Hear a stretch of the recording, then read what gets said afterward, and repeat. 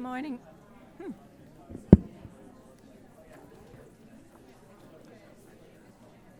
don't feel like I have to wait a minute.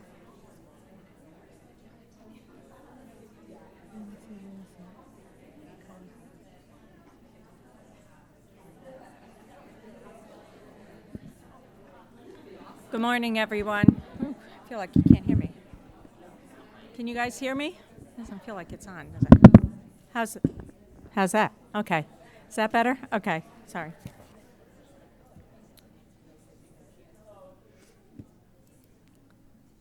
I was going to talk slowly as people came in. Is parking really bad out there? It's busy? I don't know.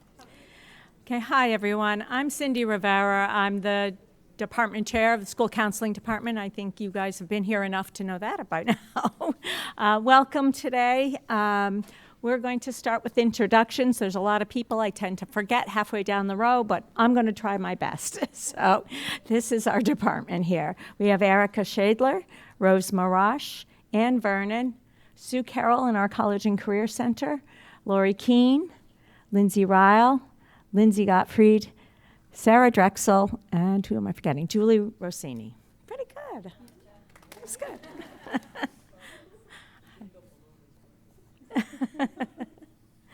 So here we are. You've gotten to senior year with your amazing almost adults. We've had a lot of fun with them in the last few years. I think this is a good class. I kind of like them. No matter how much you've planned and prepped for this year, I'm guessing there feels like there's still a lot to do. And I know the kids are feeling that way. So that's true. There is. But hopefully you've done a lot of the work, and now it's just the nuts and bolts at this point that we're getting to. That's why we're here today, to lay out the next phase of the college admissions process and what to expect in the next few months, how to support your senior, how to maintain your equilibrium/sanity during an admittedly tough and anxious time.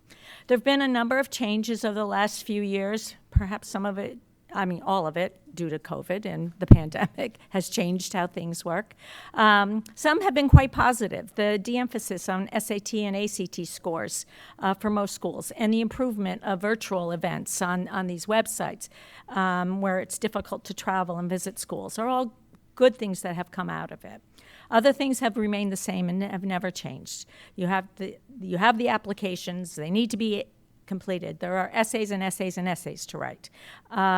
Transcripts have to be sent. And then the hard part, waiting and the uncertainty.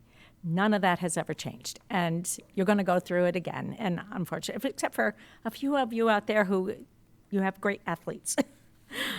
Hopefully your kids have had the chance to research schools, visit campuses, make some decisions about what kind of school they like. In the next few months, they're going to continue to modify their search as they start to visit with admissions reps that visit the high school or appear via Zoom.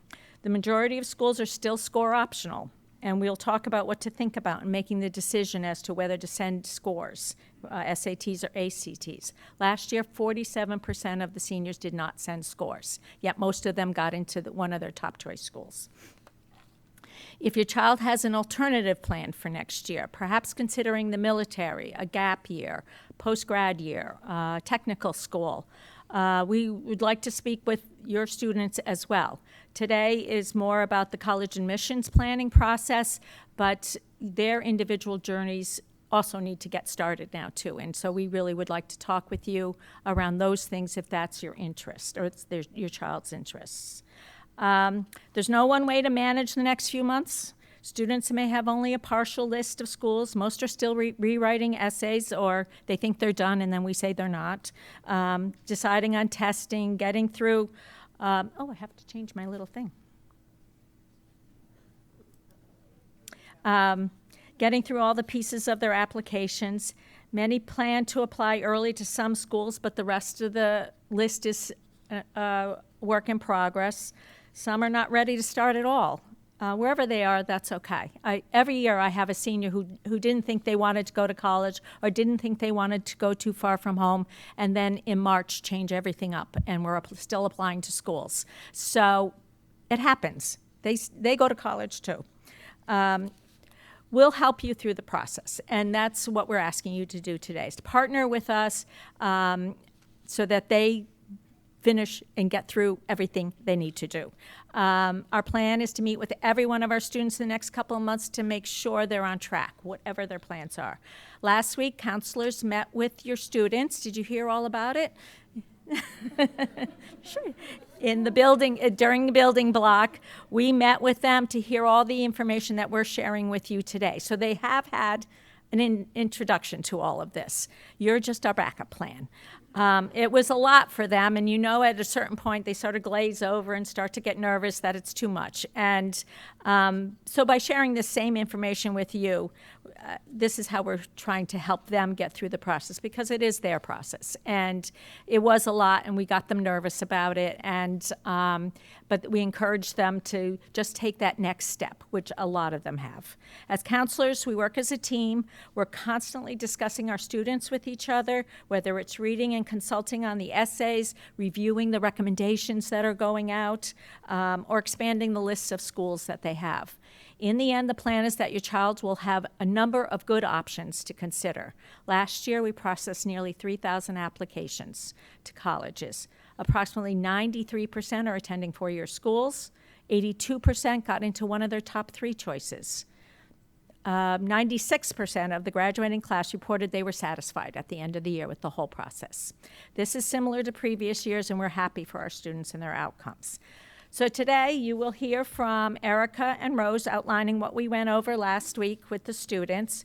We have some special guests who are going to talk about the resources we are offering here in the Writing Center. Sue Carroll will talk about the college rep visits, and then Ann Vernon will talk about, I think Ann's talking first, and then Sue Carroll's going to talk, and then we'll have plenty of time for questions at the end. And then if there's not time, there's always time for most questions, but if not, of course, then you would speak with your child's counselor about the particular interests that you have and concerns that you have. Okay, Erica and Rose.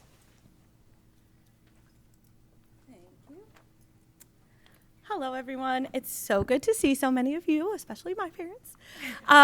So, as Cindy said, we met with all of our seniors during our building block period, which I won't bore you with trying to explain what that is, but it was a really nice opportunity. All of the counselors got to meet with their group of seniors, and we present to them this acronym STARS. There are lots of things, right, that you all are going to be juggling, and our hope is that breaking it down into STARS will help you and your children manage all those, moving pieces into kind of more manageable bites. So our first S is for the senior appointment, and this is one of my favorite meetings that I have with my students all year. It's an individual one-on-one meeting with the student and the counselor. And during that appointment, we're really kind of basing the conversation and what we do with your student around where they're at in their process. So whether they have their application done and it's already submitted, or they haven't even logged into Common App yet, which hopefully is not the case, we will really help them kind of get moving just based on wherever they are in their process. We will review their specific plans with them. So at that point, like Cindy said, if they're considering a gap year or if they've already submitted their ED application, we'll, meet them where they're at. We'll also review their full list of schools to make sure that we're both comfortable with there being an appropriate balance of targets, reaches, and likelies, right? We want to make sure that they're going to have as good and happy an admission season as possible. And so really being mindful about that balance is important, and we will talk to them about that. In addition to that, and this is, I think, one of the most important takeaways, is we're going to review their senior profile with them. So we already reminded your students, we're going to show you later on in the presentation where you can find the senior profile. This is a required step for the students, nothing for you to do. They need to complete their senior profile so that we can chat with them about anything that, they're listing as noteworthy or important to them. We really want to make sure that we're also capturing that same spirit. We'll talk about that during their senior appointment. We do require the senior profile be submitted to us before their senior appointment. So you can just help us remind them about that. Not a required step, but we very much appreciate them if you can fill out the parent questionnaire. Again, we're going to show you where to find that on the NCHS website. Not a required step, but it is helpful for us. I think you all know about your students. They don't really brag about themselves all that well. They tend to leave out like the most meaningful things that they've done and then say, oh, yeah, I forgot about that. This is really your opportunity to brag about anything and everything that you're proud of, any circumstances that you really want us to be taking into consideration when we're crafting our letter of recommendation. So again, not required, but we would very much appreciate if you would fill that out. During the senior profile, we will also review all the various kind of administrative and clerical steps in that application process that they need to be taking. So we'll help them with things like submitting their transcript request form, which we'll talk about. We'll review their activity sheet with them if they're a little bit confused about where to list what. It really is a very personalized and kind of deep dive into their specific process. In terms of timing, I'm sure many of your students have early deadlines, so hopefully they have all started emailing or stopping in to see Maria Pocha. That's how they'll schedule their senior appointment. But just know that ideally, in a perfect world, we like to hold those meetings 3 to 4 weeks before their earliest deadline. So I will give you the same quiz I gave my seniors. If they have a November 1st deadline, when should they be scheduling their senior appointment? October 1st, yes, I hear it. So just, that's another way you can kind of remind them, right? Keep them on track. Oh, have you made your senior appointment with your counselor yet? If not, and you know they have an early deadline coming up, we can really get them, yell at them to schedule that. And then finally, and most importantly, I've said that like 4 times, this is not the only meeting that we will have with your students. So this is kind of the first and most official, right, senior appointment. We really require it for all students. And then just depending on how they're managing their process and how much help they need and or want from us. I have some seniors who I see at their senior appointment and then I don't see them again until they're coming screaming that they got into their school, their ED. I have other seniors who I see probably 2 to 3 times a week who need help with, every kind of aspect of Common App. So they really run the gamut. We are happy to meet with them as often or as little as they need. And we really are resources. So I'm going to turn it over. All right, so transcripts. Transcripts, we know, are the official documents. They have the grades, they have from each semester, the students' courses, and the credit count. How do the students get them? Well, they go and see Mrs. Granite. Mrs. Granite is in her office in the counseling suite. She's there from 2:30 to 3, and our students can go and see her. Can you not hear me? I'm usually a very loud talker, so I didn't think I had to. I actually toned it down. So Lisa Granite, our registrar, sends transcripts electronically through Naviance so students can drop in during school hours if they have any questions or concerns about their transcripts. During our building block, we showed students a sample copy of the transcript request form that they need to access in order to have their transcripts sent out. All of the forms are accessed on the 12th grade section of our counseling website, and we'll go over how to find this information later. Transcripts should be requested 3 to 4 weeks prior to the deadline, and that gives us time to process everything on our end, from the letters of recommendation, the school profile, the secondary school report. Students can fill out multiple transcript forms. They don't just have to fill out one with all of their schools on there. We recommend actually that they prioritize their top schools that they're applying for EA or ED, just to make sure that they get those out and we know what their earliest deadlines are so that we can get everything prepared for them. If for any reason they are not applying through Naviance to their college, just have them pop down and we can help them with that as well. First quarter grades are not automatically sent out to schools. That's something that students can request online, and we'll show you how to do that as well. Yeah, but first semester grades are sent automatically. So we do have students that come down who are kind of nervous. They're bringing up their GPA. They're really trying hard this semester, or maybe they're just showing that they're continuing their academic rigor. So that's very important that they know that if they do want to show that they can send that out. Okay. Okay, so we'll talk a little bit about the applications. So there are several different ways that students can submit an application. Certain schools will require that they submit via the school-specific application. However, 9 out of your 10 schools are going to be on the Common App. So hopefully you all have heard your kids talking about their Common Apps. In junior year, we held a workshop for them where we got them logged into the Common App. So really by this point, all students should at the very least have a Common App account and be pretty comfortable navigating it because we have reviewed that with them. The Common App is one application, right, that they'll fill out and then be able to blast out to the majority of their schools. It's a very detail-oriented document/website. So again, a way that you can really help your students is encourage them to slow down and really pay attention to the fine details, right? If you have a child whose name is Thomas, we're going to put Thomas. We're not going to put Tom on our Common App. Capitalize, use punctuation when required. Those things you can, again, really help your student with. We always recommend, this is going to sound very 1992, but we always recommend that they print out their application and read the hard copy before submitting, right? It's all online. I know that they are very comfortable doing everything online, but it is important that they print it out to review the complete document before clicking submit. And we really recommend that they're submitting their applications early. So I think you all probably remember that terrible Halloween blizzard, right, where everybody lost power for however long. While we were all very concerned about missing a Halloween party, the reality is we were losing sleep because that's the day before a November 1st deadline. And so for any student who was like, oh, I have all day to submit, no worries. They lost power and that's that. So really, we want to make sure that they're submitting those applications. We like to say 1 week before the deadline, just to be safe. As a part of the application, there are going to be a few writing components that you've probably heard your children talking about. So first is the main 650-word Common App essay. That's their college essay. It goes to all the schools that they apply to via Common App. There are, I think, 7 structured prompts they can respond to or a free write.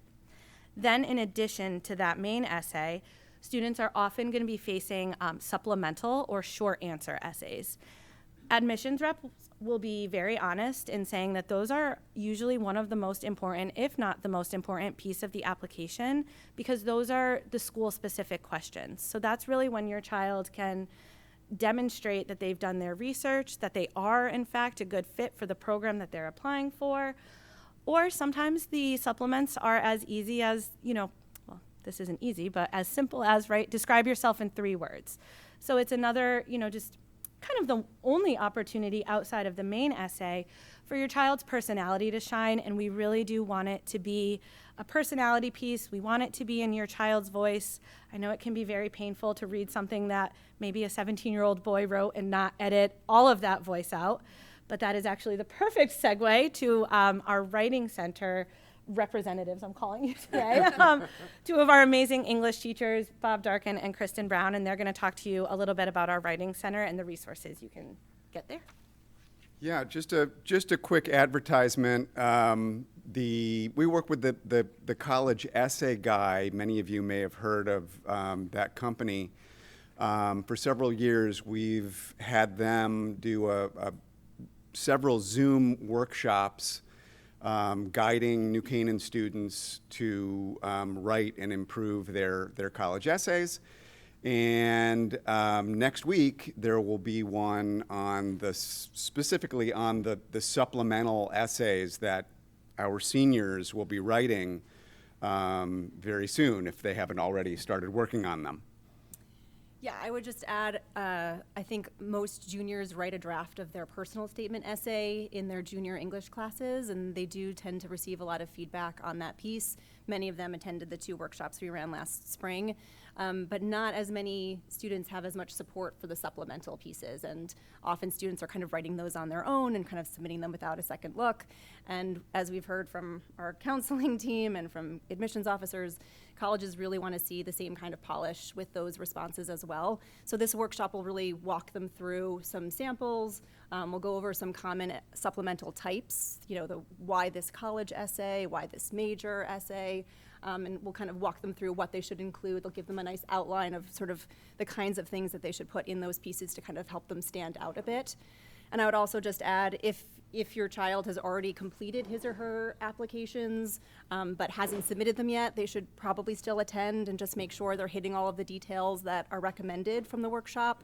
And I would also really strongly suggest that they bring all of their essays and supplementals to the Writing Center. Our staff there is all trained and ready to meet with kids and give them comprehensive feedback on all of those pieces. So the workshop we're talking about is going to be a week from Thursday, September 19th. It's from 7 to 8:30 in the evening, again on Zoom. And I noticed on the back table there are a number of flyers to remind you of things. Ours is one of them. So you can pick up a flyer on your way out. There should be plenty for everyone. Thank you. I was going to say, I just wanted to promote the Writing Center better than you guys do.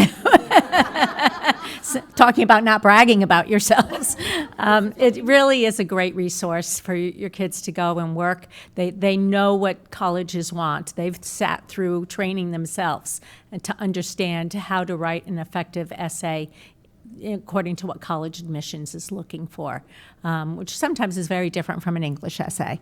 So I really, it's open every day, every block. So your kids should be able to get in to get some help with their essays. Counselors are really good at looking at it from one standpoint in terms of a tone and stuff, but they're the ones who really get help with making sure it flows and it's saying what they mean it to say. I think I had a student last year who probably went into the Writing Center no less than 25-ish times. Truly, he had lots of supplements, but it really was a very meaningful process to be able to work with someone around editing that he didn't feel like the sort of pressure, right? I think when the counselor reads it, sometimes they feel a lot of pressure for it to be kind of perfect. I cannot recommend your students going into the Writing Center and taking advantage of that resource enough. Please force them into the Writing Center. Yeah. All right, so second to none, I feel like a lot of the students are also super concerned about their recommenders, who do they go to? So I'm going to explain that in the best of my ability.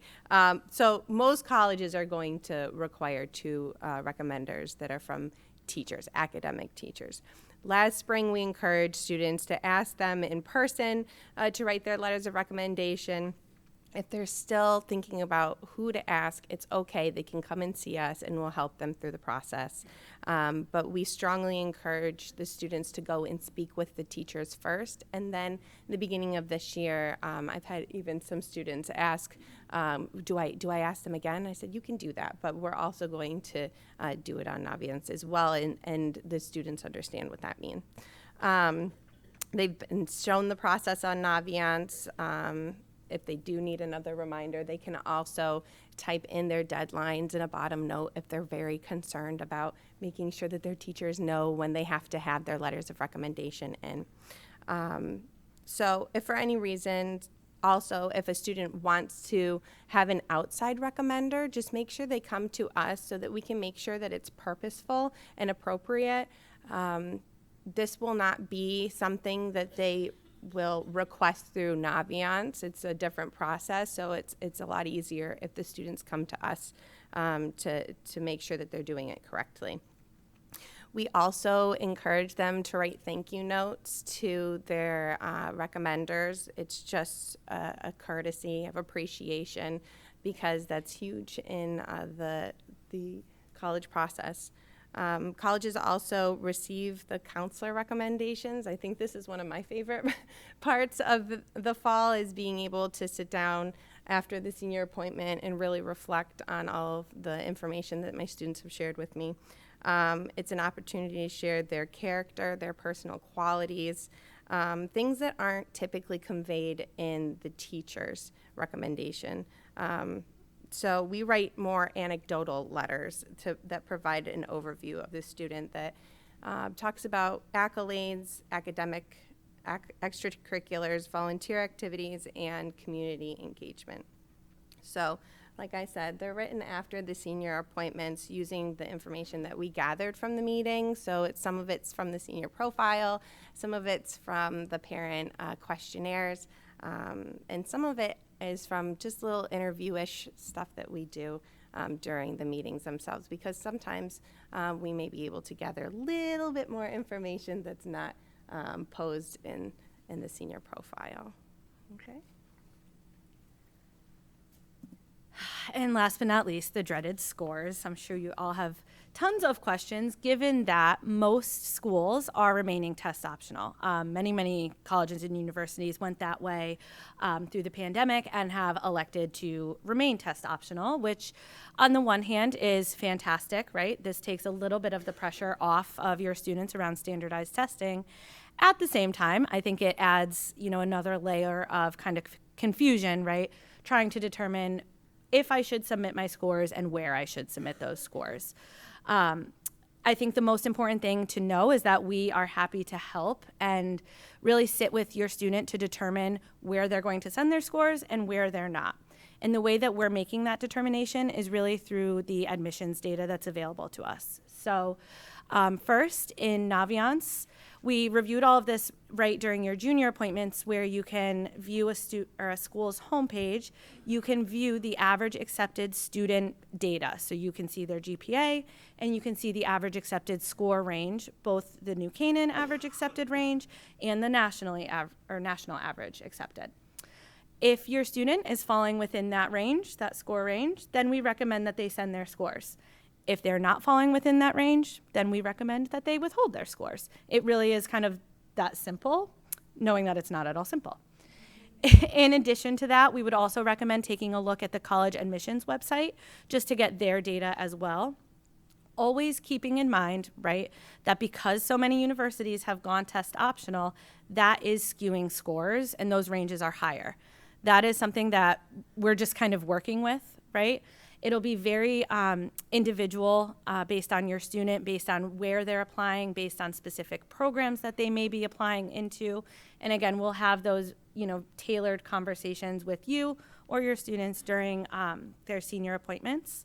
And the final reminder is we do not send test scores. So if your child does want to submit their SAT, ACT, eventually AP scores, that is something that you all submit separately of our process.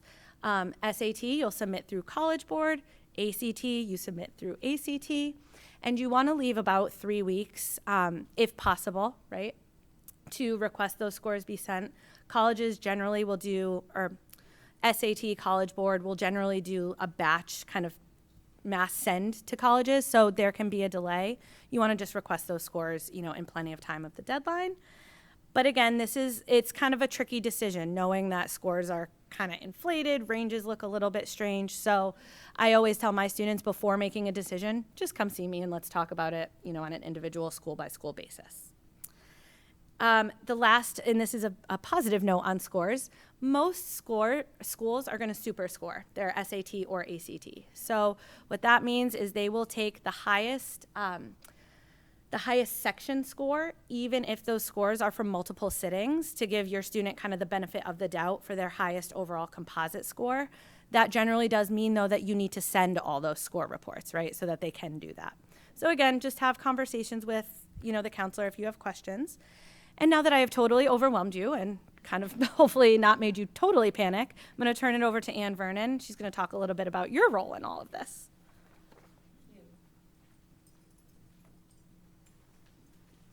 Good morning. When I was thinking about what I want to say today, some of it is going to be repetitive, but I was thinking about when after my first child was born and when he was a baby, I read a lot of books about children and babies. And one piece of advice stuck with me, and that was hold them very close and then slowly let them go. And it's a sense that you have, it's intrinsic as a parent, when to let them go. But I see senior year and getting ready to go off to college as another step in letting them go. And as we said before, there are so many moving pieces in the lives of high school seniors. So being organized is important, to say the least, just to keep stress levels in check and make sure your child is not overdoing anything. So as a parent, you can help them to organize this task and all the tasks by possibly setting up a spreadsheet, helping them with checklists, different things like that. But it's a fine line between helping and helicoptering for your child. So in the process of letting them go, these are continuing things you should be thinking about. Your child should always be in the driver's seat. Mom and dad can be in the back seat for support. But the child has the ability to go through this entire process. We have counselors here to help with every piece of the process. So parents should be there for support, but the child, your senior, should be driving the car. So many students will be adept at organizing themselves, we know that. Other students, for whatever reason, will need some help setting up a system. They may have athletic commitments, they may have jobs, and so you as a parent can step in and say, what can I help you with? A lot of the things that you would say would be just sending in test scores, booking visits, setting up a space in your home to help them be organized. What you shouldn't be doing as a parent is helping them fill out the application itself. You should never be talking to admissions. And also, in my opinion, it is not a good idea for a parent to help the student with the essay. At best, the essay is a personal statement, a reflection of themselves. It's their authentic voice, and that's what colleges are looking for. Colleges can usually sense if too many people, too many adults, have influenced an essay. And that's why we brought Mr. Darkin and Kristen in today, because our writing center is really the best way to go.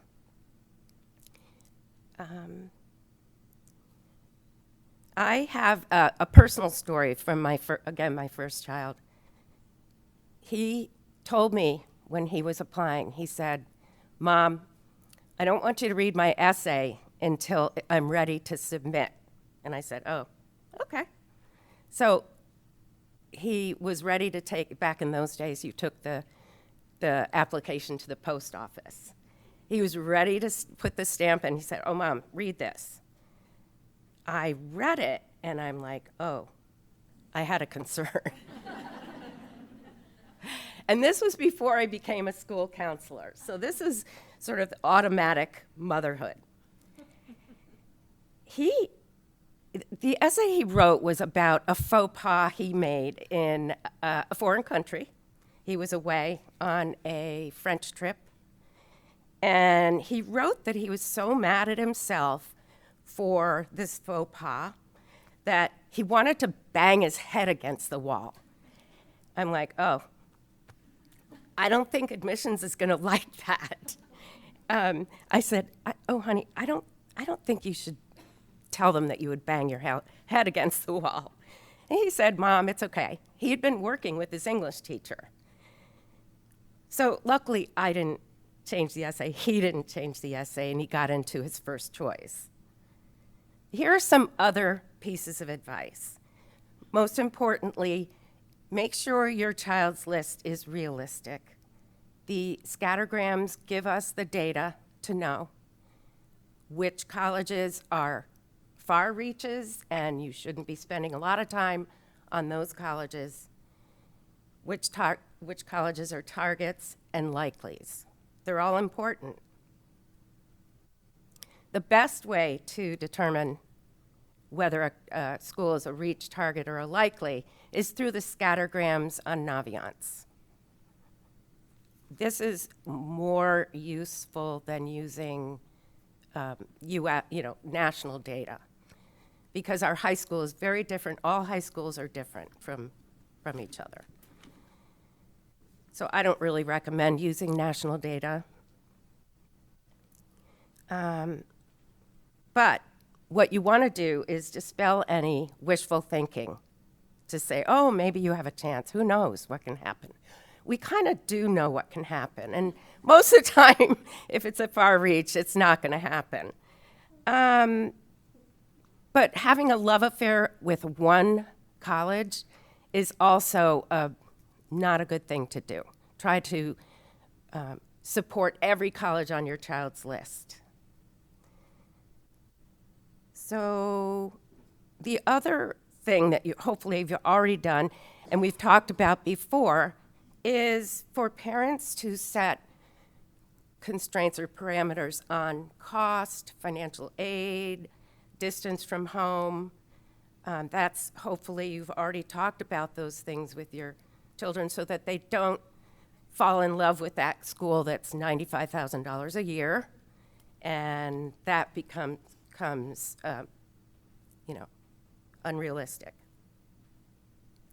So, and the last thing, just to avoid the unending topic of college and what you need to do to send your applications out, what I would just say is just choose a day or two a week to meet with your child and go over where they are in the process and what they need to do. And they should be showing you where they are and what they need to do. If they are ever feeling overwhelmed about anything in this process, they should come to their counselor. We are the experts. We all have been working with many, many students. So, and we really enjoy working with our seniors. Okay, so now I'm going to introduce Sue Carroll.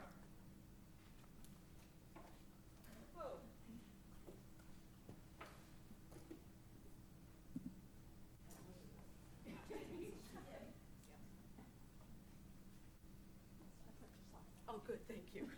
It's too much technology for me. Good morning.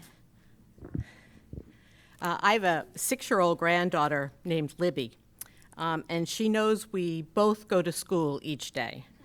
I saw her this past weekend, and she asked me how school was going. And I told her I was going to chat with some parents this week about college. And she giggled and she said, oh, well, tell them this. What did the Buffalo dad say when his son left for college? Bye, son. So any chat that begins with a dad joke from a 6-year-old's got to be pretty good, right? College visits begin this week with the University of Georgia on Thursday. We have an impressive, I've been doing this for 22 years. This is always my party trick.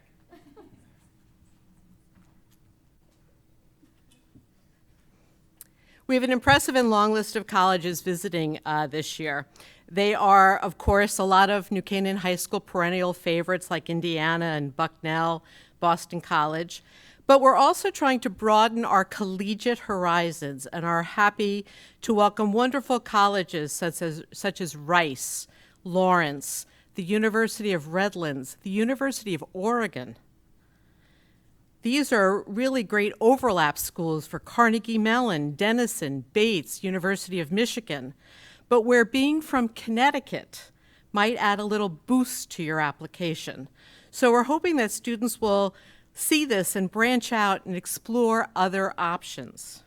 We hope you'll take a look at the list and encourage this. And if you need any help figuring out overlap schools, Naviance does a really good job, but so do I. So I'm happy to chat with you about it. It's not too late to do this. That's the point of college visits, to learn more about a particular school and what they might have to offer. For the most part, visits happen in the College and Career Center. or at a nearby conference room, and they are 40 minutes long. Attendance is taken at all visits and sent to the attendance office. So there's no skipping to go to a college visit.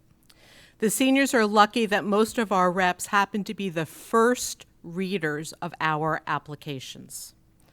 The visit schedule is on the school counseling webpage. It's on Naviance. A paper copy like this is on my bulletin board outside the office. Seniors need to register for the visit on Naviance. The visits are great opportunities to ask specific questions of reps in regards to majors, internships, housing, and application beyond the general information provided on campus info sessions. I'm hoping the students catch on to this because each year the visits are very quiet initially until seniors get comfortable with the format. They don't like asking questions in front of each other. I will keep encouraging that interaction, and maybe you could encourage it also around the dinner table. If the student is unable to make the visit, there's a regret form on our website. I have a basket of them in front of my desk as well.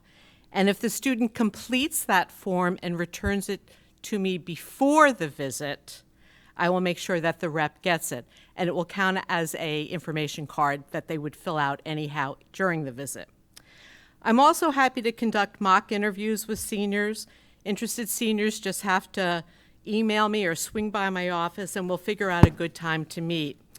And if I can be helpful with anything else during this process, please don't hesitate to ask. Thanks. I'm going to finish up.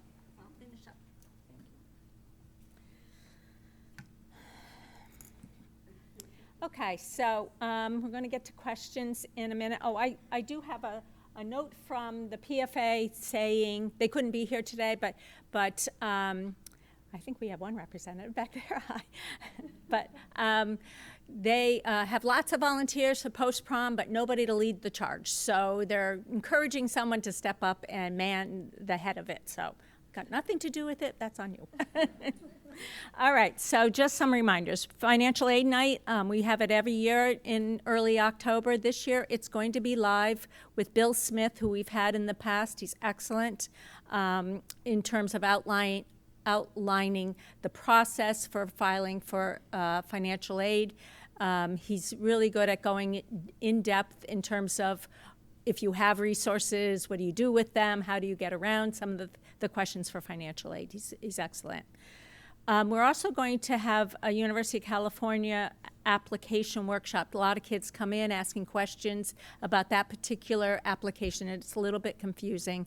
And so we have a rep coming from University of California at Irvine. She will run the workshop. I will send an email out to all seniors so that anyone applying to any of the UC schools can tell me that they would like to come to this visit. It's during the lunch block, and I think a lot of counselors will be there as well, just to get the latest updates on how they manage their applications. The other thing we're creating this year, we're calling it SASSY, Senior Application Support Initiative.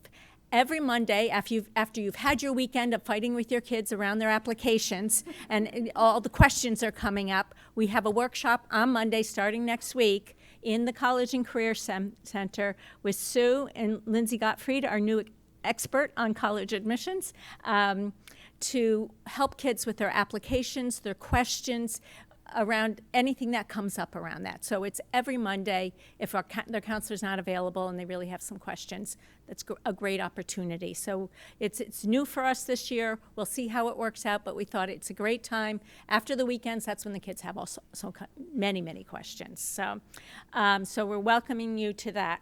And then the last piece is, oh yeah, I have a mouse. Thank you.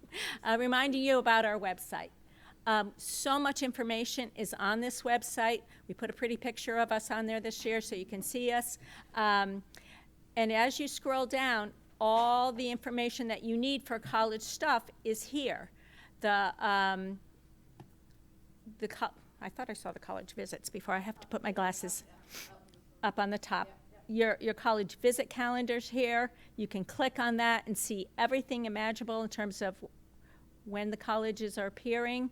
So you can get that sense, which is really nice. And then the other piece is the senior year forms. If you go on this, everything we've talked about is linked here. So you can see the whole packet is the college. We gave them a nice packet. Did anyone bring a sample? There's a whole pile. Oh, that we're trying to get rid of. But we did give them to your kids. They have them in their backpack somewhere. But that also walks through the process with them again to say, what am I supposed to do? They all come in with that. What am I supposed to do again?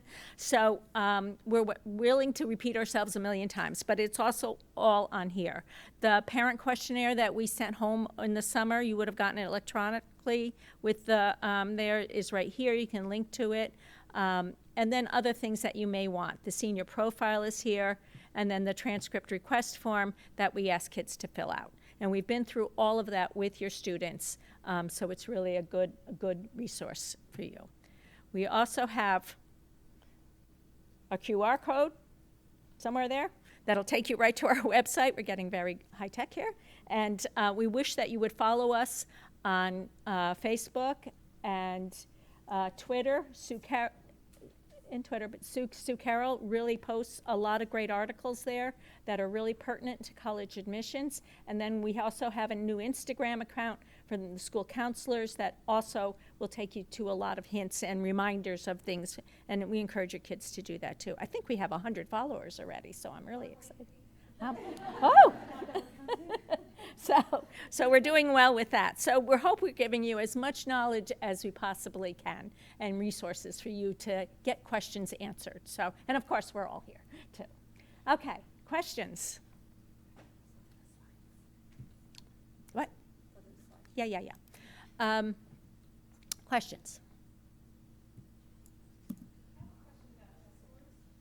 Yeah, in some cases for certain schools, it looks like a likely school based on Buchanan stats and scattergrams, but it looks like a target or even a reach in some circumstances based on the national, but the data that they put out. So if they have a range of test scores published nationally, but the scattergram shows that our average is lower, do we submit the score because we know they'll take our score lower? Or do we, because you can't really tell how many kids actually submitted scores on scattergrams. That's the problem.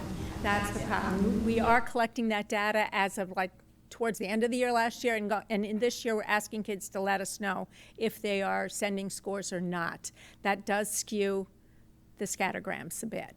And we don't know on those scores if a student was an athlete or had some other hook that took precedence over that score. So I look at the national averages with that caveat in mind, what else is going into the application. Does anyone have more to say about that? No? Okay. And if the national averages, sometimes with a range, if you're the low number on the range, is that still safe to submit, or do you only want to do it if you're above that low number?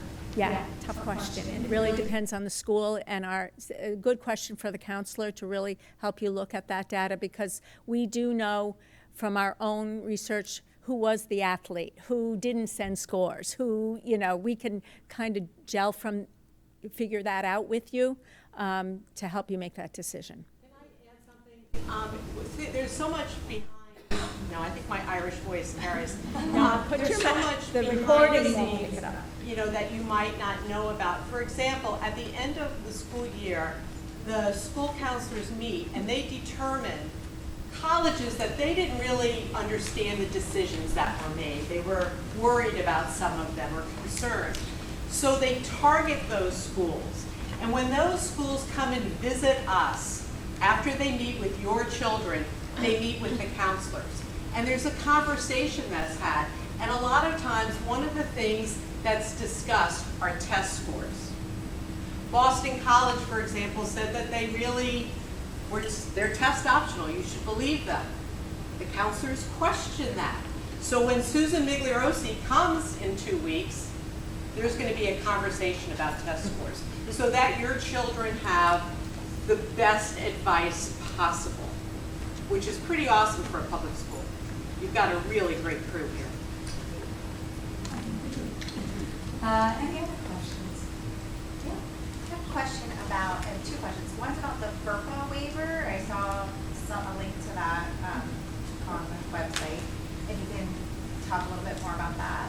And then my other question is with the timing of the actual submission. So they're submitting their application portion, but then there's the recommendations coming in from somewhere else and the transcript coming in from somewhere else. So do they kind of have to wait until that stuff is in the system and they see it and they know it's there before they submit, or how does that work in terms of the timing of everything? Yeah, that part's the easy question, and we've told the kids this too. Everything is juggling, and it's all going up in the air and coming down at different times. Okay. Their application is the most important to get out and be there, because the college people will then start looking for the other pieces that are in La La Land somewhere, out in the that world. And they'll let the students know something's missing.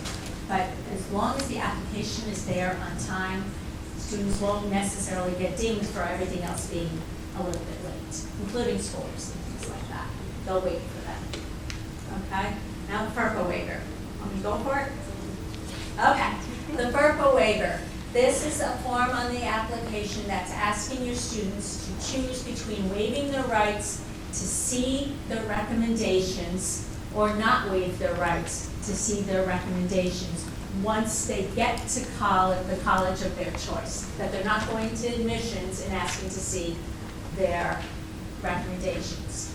So we advise, it's student's choice because that's a big thing to waive your rights, but we advise that teachers want to do, and counselors like to have things waived, and colleges like it because that is demonstrating that the recommendations written, your child and you had no input in that. And that gives them comfort that we're writing a true and authentic recommendation. You have to trust that we would never write anything negative about a student, and believe that. Your teachers would never write anything negative about your student. Your teachers would rather ask them to ask someone else to write for them if they didn't feel they could give a 100% positive recommendation. So we always advise, it's a risk they're taking if they don't waive their rights, that the teacher may say, I prefer not to write for you then, and they'd have to go on to someone else. But they can do that, that's just the risk they're taking. And that colleges may look at it as not a true and authentic recommendation and take it with a grain of salt. So that's how we advise things. Do the guidance counselors read the teacher recommendations even if the student has waived? At times, not always. We know the teachers and how they write generally, so we're not too worried about it, but if there was one concern, we might take a look at it. Thank you. Yeah. So this process is really for the normal Common App application or things like that. But what if there's something like scholarships where they want to get letters of recommendations for outside scholarships? That's completely managed separately by the student, right? They have to go and approach the recommenders. It's not something. Yeah, generally we all write one recommendation for everything. And so if we have to cut and paste it a little bit, we will, but yeah, but generally we use the same recommendation for all things that you need, include scholarships, and financial aid, and things like that as well.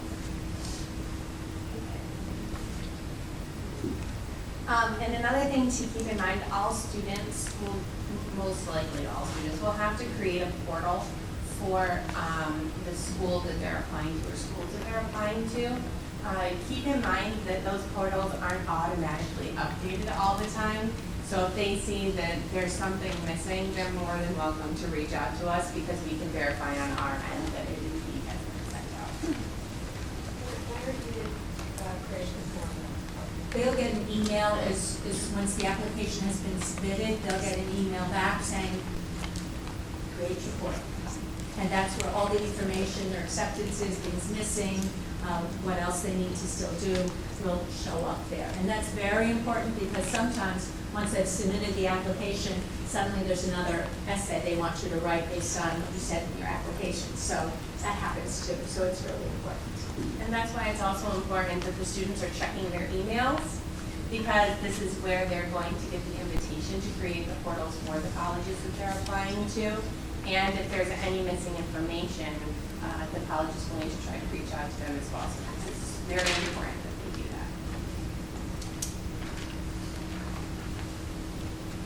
The whole financial aid process, you'll hear about it on October 10th, but also the scholarship end of things starts in the second semester. So New Canaan scholarships, we as counselors get scholarships all the time asking who needs this scholarship. So please let us know if you're looking for scholarships. I think that's most everybody, but generally, you know, if we get a scholarship looking for those who want to be a teacher, there's a scholarship for that. You know, if there's a scholarship for physics majors, you know, we'll forward it to people who we think could benefit. But, you know, that's one of their goals. Can you speak to the pros and cons of saying yes to an alumni interview? Should you always say yes? Or I'm sorry. Should you always say yes for an alumni? Oh, yeah, you always should. Yeah, well, no, I shouldn't say that. If you are someone who will be a miserable interviewer, then no. No, you're busy that day. But you know, your kids are marvelous. Anyone who can speak around a dinner table can do an interview. We just like to polish them up a little bit, and that's why we're happy to do the mock interviews. But yeah, alumni interviewers have gone through a process with their college. They have a questionnaire that has to get filled out after the interview, and it gets sent to the admissions office. Will it make or break a decision? No, but it will enhance an application. Yes, and Sue Carroll does do great with mock interviews, so definitely have your student come to her and make an appointment, and she'll put them through the paces in terms of what they should be thinking about and how to present themselves, and she does a good job with that. On the yacht, and why didn't you talk about this, and all those things. So, yep. Can you speak a little bit to honors programs at colleges? And does submitting an application to an honors program help with leverage in an application because they know the student wants to pursue a higher level at that school? And are all honors programs similar, or are there many variations amongst them? A lot of variations on that. Does someone want to talk about that? There are so many variations. I think it's very, very school specific, even in terms of, you know, when a student can apply into an honors program. Sometimes, you know, you can indicate that interest upon initial application. Sometimes the school will receive, you know, the application and the student data, and that will kind of spur the process. I personally, you know, in my experience, haven't seen either going through or applying to an honors program directly to have any sort of admissions benefits. However, there can certainly be benefits of being in an honors program, especially at a likely school. So if your child is applying to a likely school, right, and they are above the average accepted student kind of profile, that could be a really good opportunity to apply into an honors program. I like to tell them that makes you a big fish in a little pond rather than being a little fish at a big pond, you know, like a Georgetown or something like that. I think the types of opportunities that students have access to within honors programs are, in my experience, some of the most overlooked and impactful opportunities for students to be matched up with, you know, really, really cool internships, early access to housing. At Roger Williams, for example, the honors students get to live in actual condos on the waterfront rather than, you know, scary freshman dorms. So there are just wonderful, wonderful perks. They should all be looking into honors programs if they are eligible.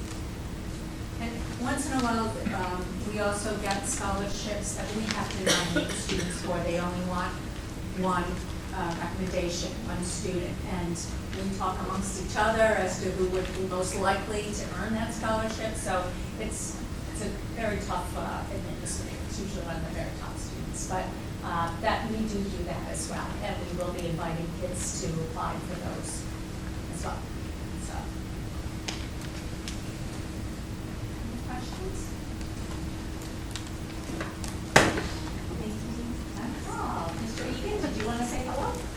I hope you're not all scared. My daughter went through this process 2 years ago, and you know, for me, it was kind of overwhelming at the time. But like, I miss every second of it now, and then I wish I could kind of go back to that time. So I know if you're a first-time senior going through this process, it's probably scary and rightfully so in a lot of ways, but it will all be okay. And I think you always look fondly on past memories. So. Yes, so please treasure this time as much as it'll drive you crazy. So. Thank you very much.